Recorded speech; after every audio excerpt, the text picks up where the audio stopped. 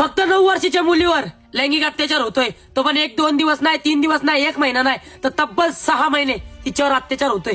मागं झालं ते म्हणजे डोंगराळ्यात, कुठे झालं मनमाडात, तर आता झालंय सटाणामध्ये, ते पण एका गरीबाच्या मुलीवर. तिच्यावर 6 महिने तो भाडखाऊ अत्याचार करत होता आणि त्याचं वय होतं 75 वर्ष. मला तर वाटतं तो नातू पंजोबाचा असेल, पण त्या भाड्याला एवढीशी लाज वाटली नाही की तो 6 महिन्याच्या एवढीशा चिमुरडीवर अत्याचार करत होता. ते बी 1 दिवस नाही, 2 दिवस नाही, तर 6 महिने. आणि कसं चॉकलेट देईल लहान मुलाला, लागतं तरी काय हो, कोणी चॉकलेट देईल तर कोणी काहीतरी बिस्किट देईल खायला. आणि तेच अमानुष दाखवून त्या भाडखाऊने तिला लैंगिक अत्याचार केलं, ते 6 महिने. सरकार आता काय करतंय? पुरणपोळीचं जेवण खातंय. आता बघू, सरकार आता म्हणाल की आम्हाला या गोष्टीची कल्पना थोडी होती, पण आता तर माहिती पडलंय ना. आता बघू तुम्ही खरी कारवाई काय करता. आणि मुळातच मला सांगायचंय की ते यज्ञ बाळाला सुद्धा अजूनपर्यंत न्याय भेटलेला नाहीये. परत एकदा आता या सटाण्याच्या 9 वर्षाच्या चिमुरडीवर असं लैंगिक अत्याचार, आणि तब्बल 6 महिने होतोय. खरंच गरीबाचीच पोरगी मारली जाते.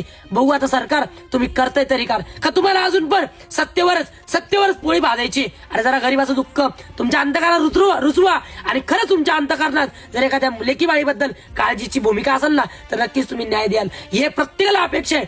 पण बघूया की खरंच सरकार तुम्ही फक्त आता माईक समोर येऊन बोलतात, तुमच्या भाषणात देता की खरंच तुम्ही एका गरीबाच्या मुलीवर जो अन्याय झालाय त्याच्यावर तुम्ही न्याय देता, हे खरंच बघायचे. पण एक नक्कीच सांगतोय या महाराष्ट्राचा तब्बल जनतेला की आता भरपूर झालं मेणबत्त्या जाळणं.